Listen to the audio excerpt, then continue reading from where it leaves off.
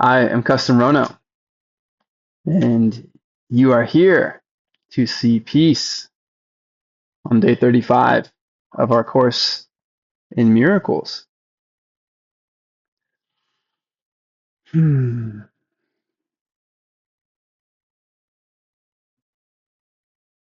Pausing for a moment of appreciation for our curiosity to see life differently, to believe that there is another way of seeing this, to believe that we can see peace instead of what we find upsetting. Pause for gratitude to be designed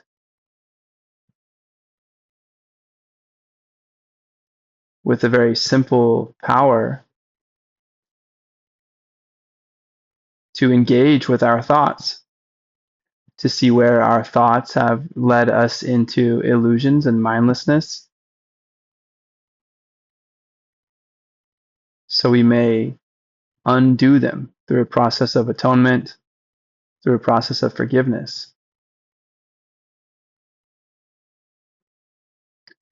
and return to nothingness, the removal of our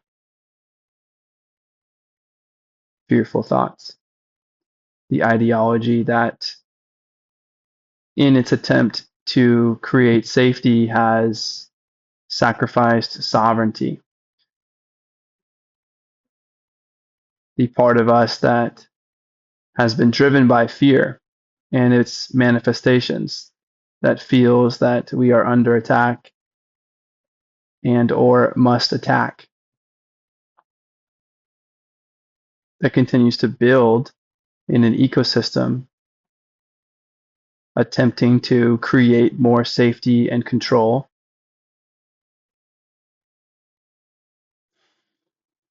A part of us that tricks ourselves and tricks our loved ones into believing that if we just try harder in this system, we lock ourselves down more in fear and embrace more attacks.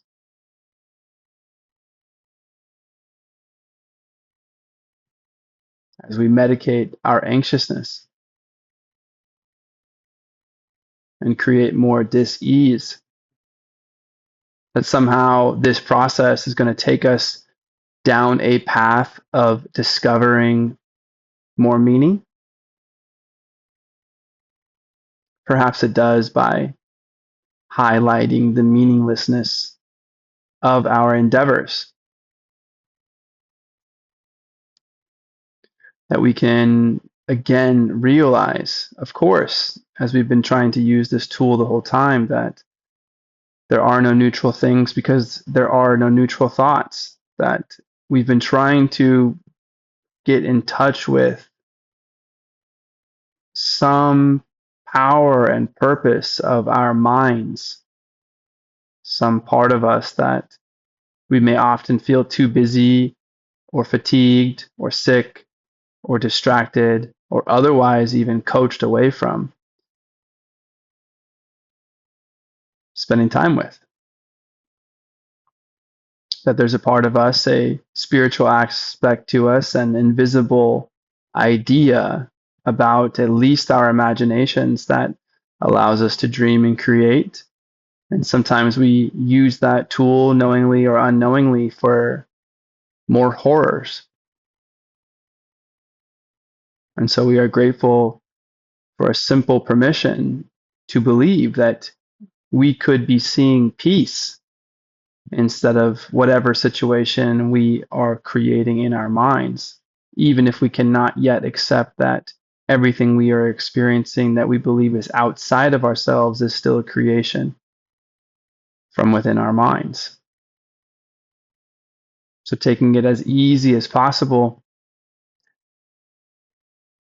this is a prayer of gratitude for being at all, for being in whatever shape and level of energy and experience and expertise that we find ourselves in. that no matter what we've been working towards, no matter what that is,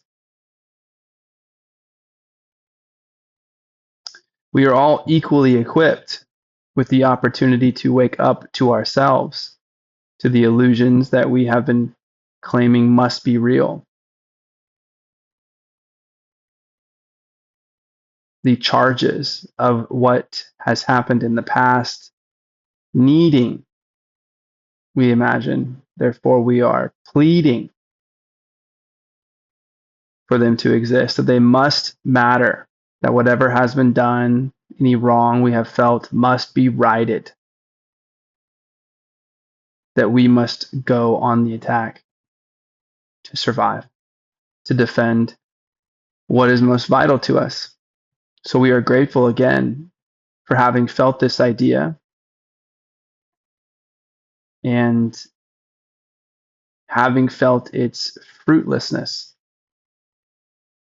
Any amount of this kind of idea that we are allowed to try on helps us see that we have been participating in some kind of cycle of attacks rather than a cycle of forgiveness, a chain of forgiveness. And even if we do not know how to fully set everything aside yet, we are again grateful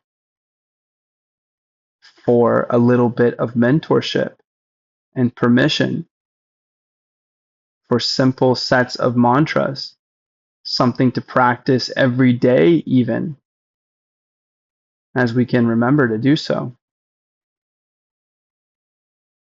to allow us over the course of a year,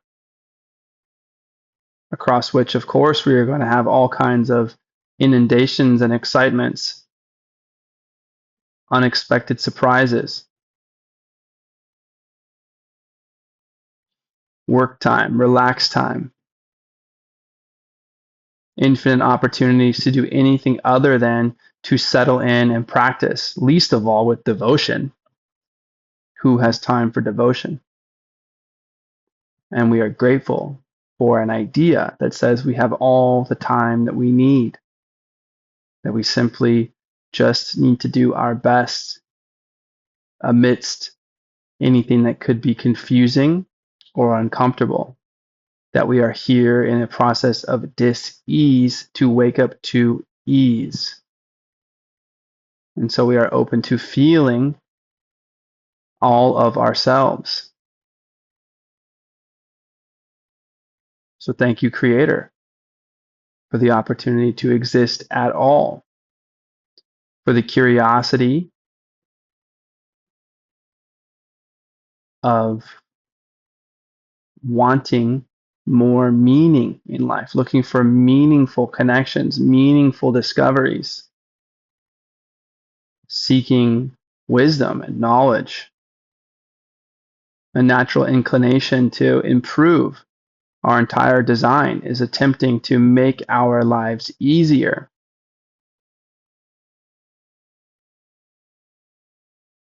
The more that we do something, the more neurons wire and fire, helping us to make that process more automatic. And so we can see how any repetition of an idea cast our direction through some kind of media or propaganda or marketing or sales pitch, some of which we deem is valuable, and therefore we part with other things that may be valuable to us, money or trade or time. And perhaps some of those things are valuable.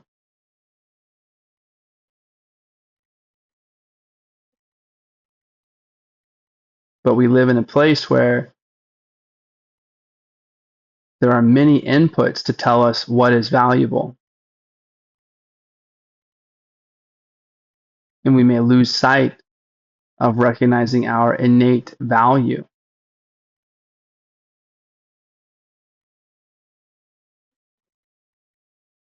So, Creator, thank you for the opportunity to exist at all, to wake up to our worthiness, to wake up to our responsibility in the opportunity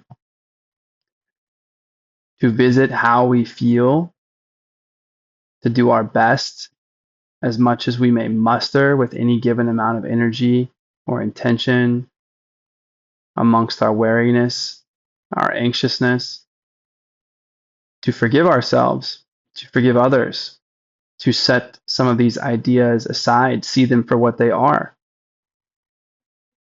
meaningless by design. And as we have given our fears power, we have been blinding ourselves from noticing a very simple truth, something that is naturally occurring, unconditional. And when we try this idea on and we look at our fears, which can still feel very intense, that want to pull us back down, but as we try on some lens of truth and love on the path to perfect peace, perfect safety, freedom from worry, allowing ourselves to consider a perspective outside of our own bodies and wonder, what would it be like to identify as the spirit? Let me affirm that as a true possibility. What is it like to be free of the body and still enjoy being connected to it for the experiences that it can offer in time and space?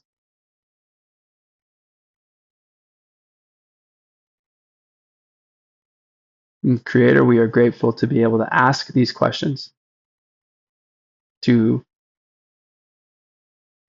wonder and try on some of these ideas, to build in truth at all, to feel its realness, and to recognize that it gives us an ability to see right through our fears.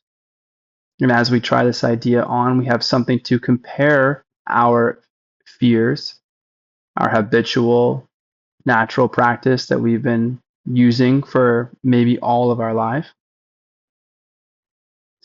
That when we find ourselves down some path of fear, pain, shame, anger, distrust, worry, malaise, nihilism,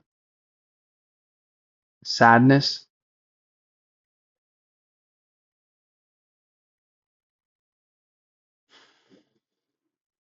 when we feel this way and we feel it fully, once in a while, may we wake up to this other idea we were trying on. Wasn't there something else that I was curious about? And then from there, may we feel the healing of this instant separation from ourselves as we believe we have been identified, as we have been identifying ourselves. And try on this new lens, one that feels a little truer, that may have more meaning, because we are filled with love from this perspective. That when we have tried on the power of forgiveness, we receive more forgiveness. Our strength grows as we give our fullness away, always being refilled through some simultaneous cause and effect practice, something that violates our physical laws, but is a natural flow in the invisible. So thank you, Creator, for our existence, for our unknowingness and our possibility of knowingness, being put here with the opportunity to create and discover and to feel. So I say thank you. Principle 35. Miracles are expressions of love, but they may not always have observable effects. Miracles are expressions of love, but they may not always have observable effects. I want to take us back to day one. There is no order of difficulty in miracles. One is not harder or bigger than another. They are all the same. All expressions of love are maximal. We were learning very early on that miracles are expressions of love. And there was a hint that sometimes perhaps we don't even notice them, or we can't see the love in the action that someone is taking, that we may be confused, especially if someone is reflecting more fear and pain and confusion and calling it love. That somehow that's a reflection of what we're also feeling. However we justify that, I don't know. But all expressions of love are maximal. Some perhaps we cannot even perceive. Where is the love in this? Dare I say it's below all of these illusions of pain in an attempt to create safety and peace and protection.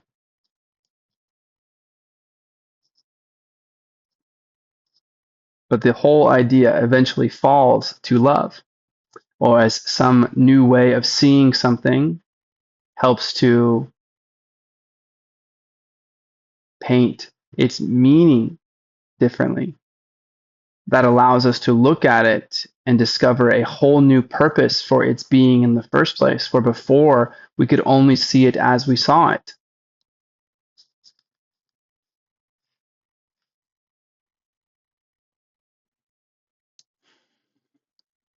Perhaps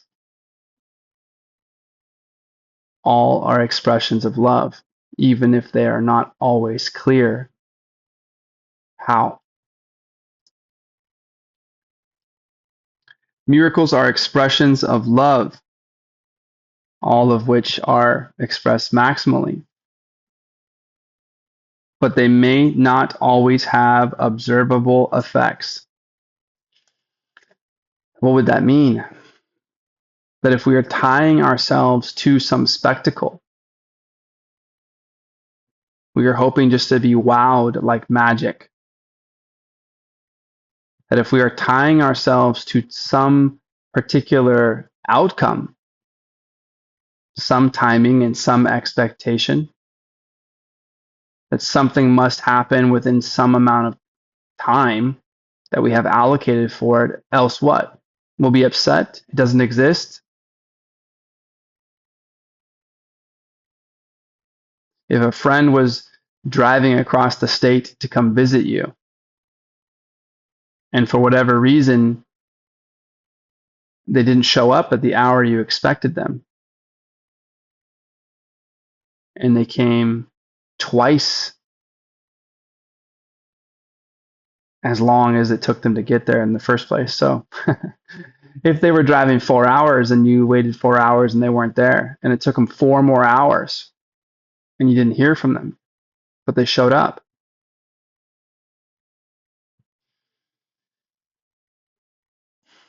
meaning that your expectation was stretched beyond some reasonable amount of time with no communication. Would that need to ruin your entire weekend with them? What if they were caught off guard by some surprise and they too had to settle their own emotions? Would we believe that there's no love in this idea that your friend came all this way? It even took them twice as long. Energy and time they weren't expecting, energy and time you weren't expecting, but now finally you're together. Perhaps within this window of our upsets around some timing and expectation, we may not feel or notice the love and excitement in a natural positive charge that makes us feel happy, we believe. We may not notice that during this time of our upset. But we may notice that later that evening or the next day we're laughing together. Was there no love there? Or could we just not see it? Miracles are expressions of love, but they may not always have observable effects. That doesn't mean that the love is not there. It means it's not being observed. It doesn't mean that it is doing something wrong in not displaying it. It might just simply mean that we are not equipped in that moment to see it.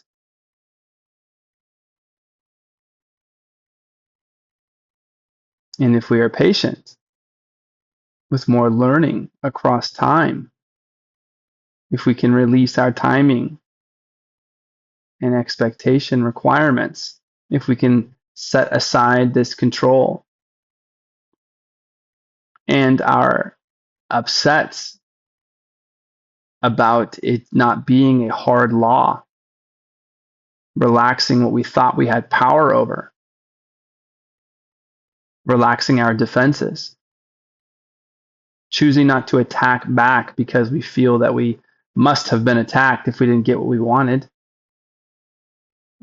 at least in the time frame that we thought we deserved it.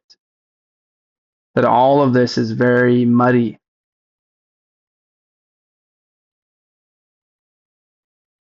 and that with more time and understanding and a little bit more practice, a new sense of levity and ease comes forth, that we discover we have more love and appreciation and open-mindedness for what could be. And this alone offers us a new realm of excitement. It's almost more exciting to just wait a little bit longer and see if it's gotten any sweeter.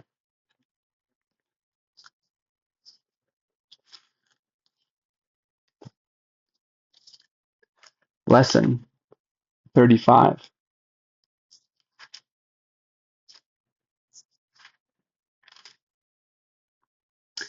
My mind is part of God's. I am very holy. My mind is part of God's. I am very holy. Today's idea does not describe the way you see yourself now. It does, however, describe what vision will show you. Remember, vision may only bless. It does not require a sacrifice to see from anyone.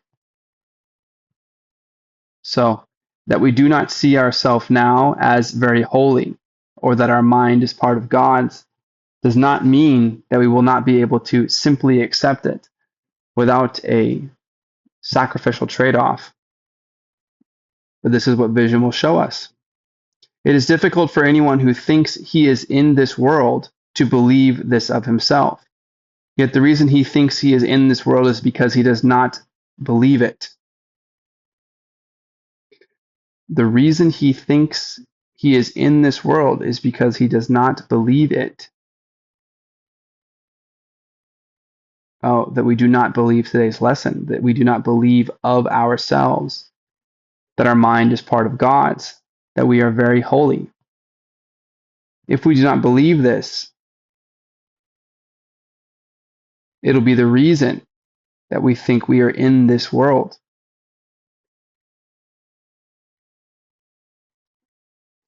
And because we are in this world, at least if we think we are in this world, it is difficult for us to believe this idea. So we're in a catch-22 until we can relax the cause of it, our thoughts, demanding that we think we are in this world where we do not believe we are part of God's, and how can we be holy? You will believe that you are part of where you think you are.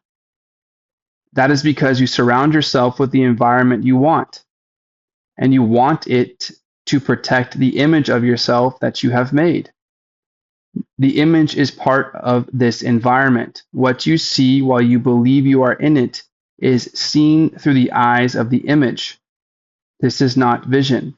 Images cannot see. Okay, so there is some image of ourselves.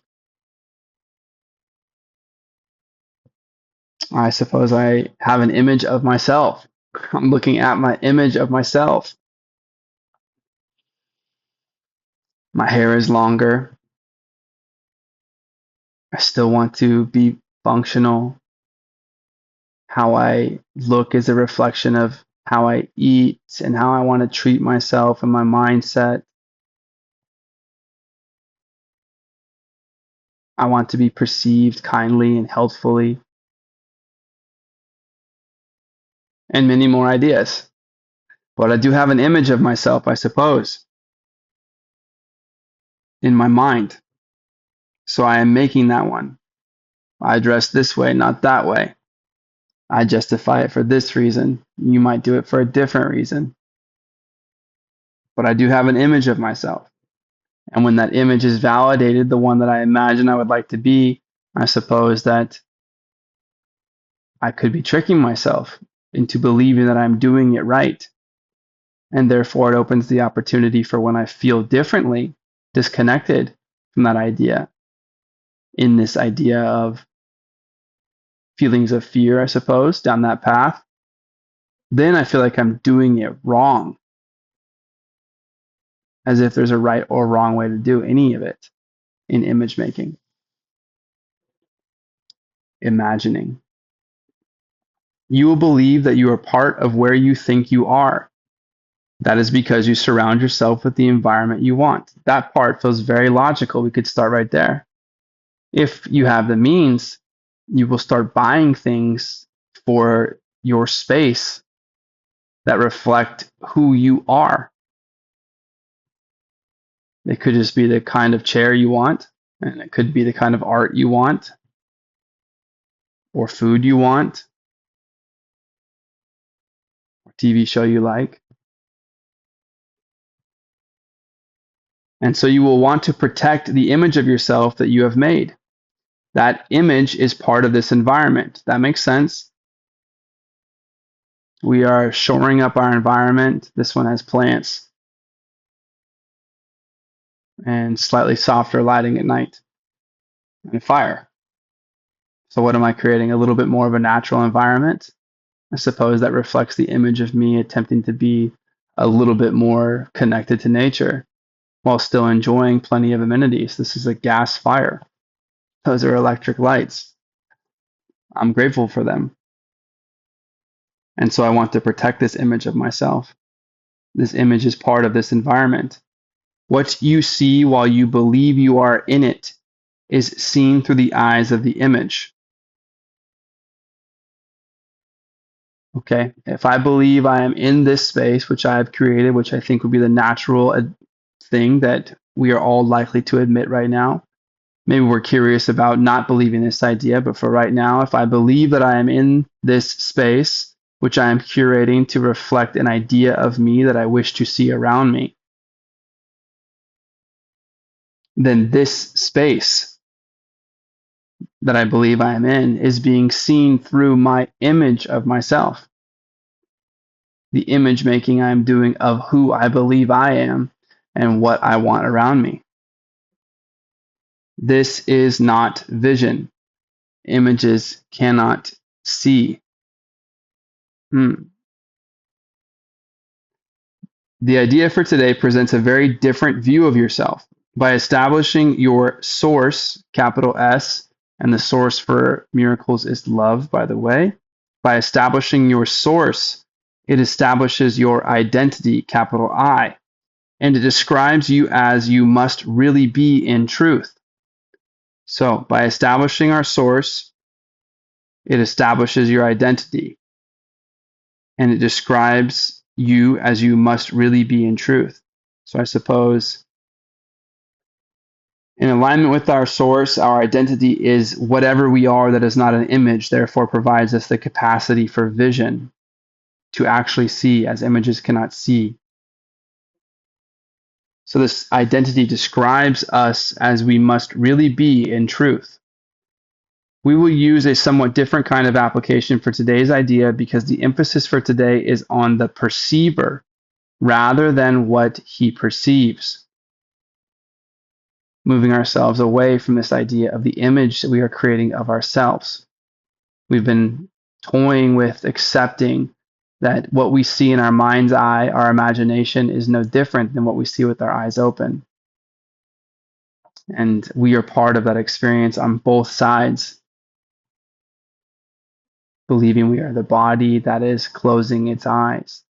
But if what we see with our eyes open, which can include us, as we are seeing, we have eyelids, we're opening and closing, where really is this middle line? And perhaps there is no middle line, and that should be all the hint that we need here, that somehow we are our own creation. There's an interesting idea.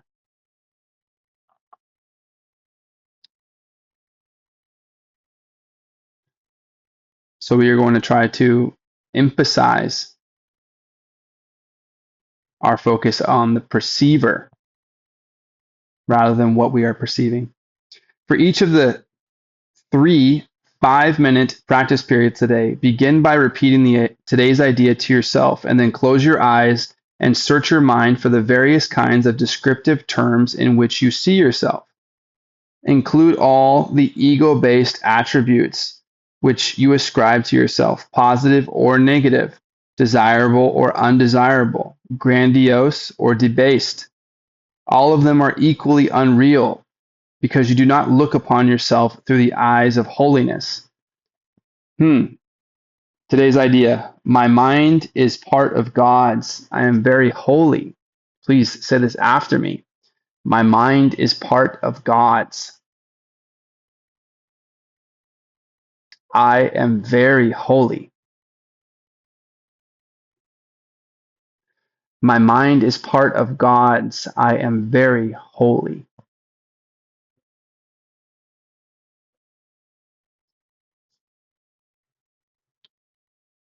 You're going to repeat this idea and then close your eyes. So say it with your eyes open. Close your eyes. Search your mind for any descriptive terms of how you see yourself. However you would imagine they would be categorized if you were creating a positive or negative, real or unreal, grandiose or debased. Let your ego come forth and help you shape these. All of them are equally unreal because you do not look upon yourself through the eyes of holiness. So we don't know how to do this yet. So everything that we believe we're experiencing is real is unreal. We're just going to set that aside and let everything be equal. In the earlier part of the mind searching period, you will probably emphasize what you consider to be the more negative aspects of your perception of yourself. Toward the latter part of the exercise period, however, more self-inflating descriptive terms may well cross your mind. Try to recognize that the direction of your fantasies about yourself does not matter. Illusions have no direction in reality. They are merely not true. So if you are coming up with negative and then positive, or positive then negative, neither one is real. And therefore, the direction from which you are flowing towards what you are experiencing at the end is also not real. I like this idea that illusions have no direction in reality. They are merely not true. That insisting on untruths being real and then attempting to build with them is just compounding an illusion, which can't be done. They are simply not real. Just not taking the bait and smiling and reminding ourselves, like, this is not real. At least this idea that someone is insisting that I must assume as my identity, aligning me with some kind of ideology instead of whatever I am inside, capital I, identity, by recognizing my source, capital S, based off of truth and love on the path to vision rather than image making, including myself, that illusions are simply not real. And then we can just stop spending energy in whatever direction that is. Perhaps that sounds easier than it will be to apply, but we are being told that once we arrive at this kind of vision, we'll realize how simple it has always been to achieve. So let's let it be easy. Illusions have no direction in reality. They are merely not true. A suitable unselected list for applying the idea for today might be as follows. I see myself as imposed on. I see myself as depressed. I see myself as failing, as endangered, as helpless. I see myself as victorious, as losing out, as charitable. I see myself as virtuous. You should not think of these terms in an abstract way. They will occur to you as various situations, personalities, and events in which you figure cross your mind. Don't think about them in an abstract way. They could be any kind of situation or personality or event. Pick up any specific situation that occurs to you. Identify the descriptive term or terms you feel are applicable to your reactions to that situation and use them in applying today's idea. After you have named each one, add, but my mind is part of God's. I am very holy. Okay. During the longer exercise periods, there will probably be intervals in which nothing specific occurs to you. Do not strain to think up specific things to feel the interval, but merely relax and repeat today's ideas slowly until something occurs to you. Although nothing that does occur should be omitted from the exercises, nothing should be dug out with effort. Neither force nor discrimination should be used. Okay, there's a lot in there. You will have repeated the idea today that my mind is part of God's. I am very holy. You'll close your eyes and search your mind for ways that you identify yourself. And you will say, I see myself as depressed, but my mind is part of God's. I am very holy. And if when we're closing our eyes, words like depression don't show up and we can't find anything descriptive, we will simply just allow ourselves to repeat, my mind is part of God's. I am very holy. If something should show up, we will accept it and we will try on this idea with it. So the text was reminding us that what does show up should be used, especially if we are able to relax into some kind of randomness. But if nothing shows up with description, we should not be trying to dig out from our mind things to describe. We want ease, no hurry.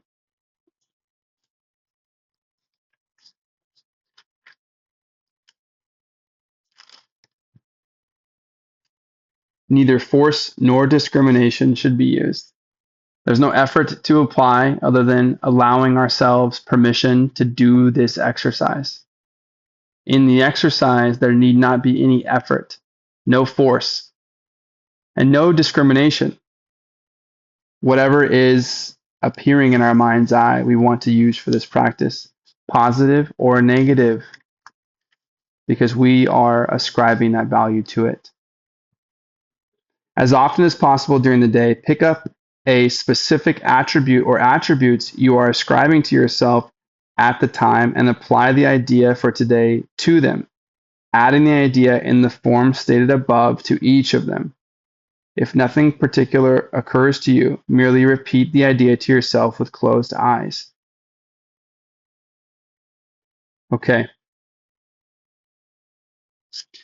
So we're going to have 3 5-minute practice periods where you're going to say out loud, slowly, calmly, with ease, love, appreciation, open-mindedness.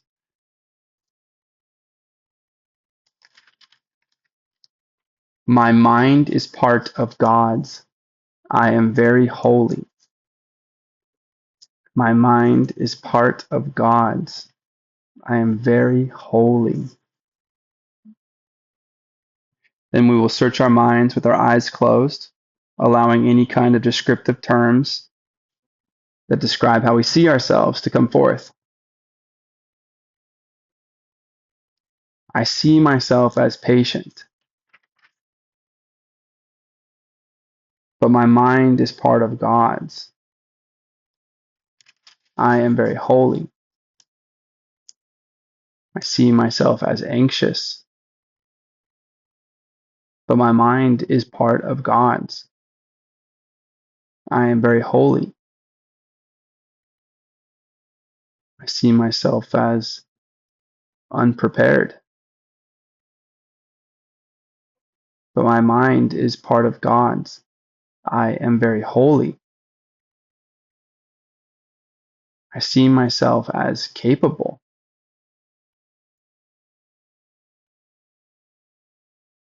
but my mind is part of God's,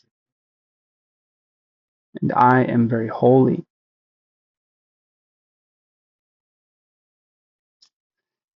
That's what we'll do for the longer practice periods.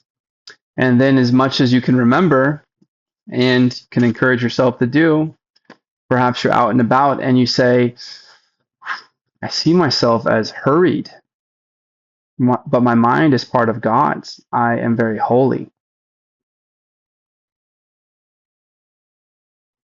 I see myself as very important, but my mind is part of God's, and I am very holy. I am Kesten Rono,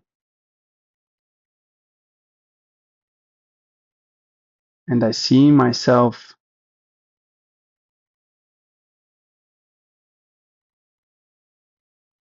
as healing.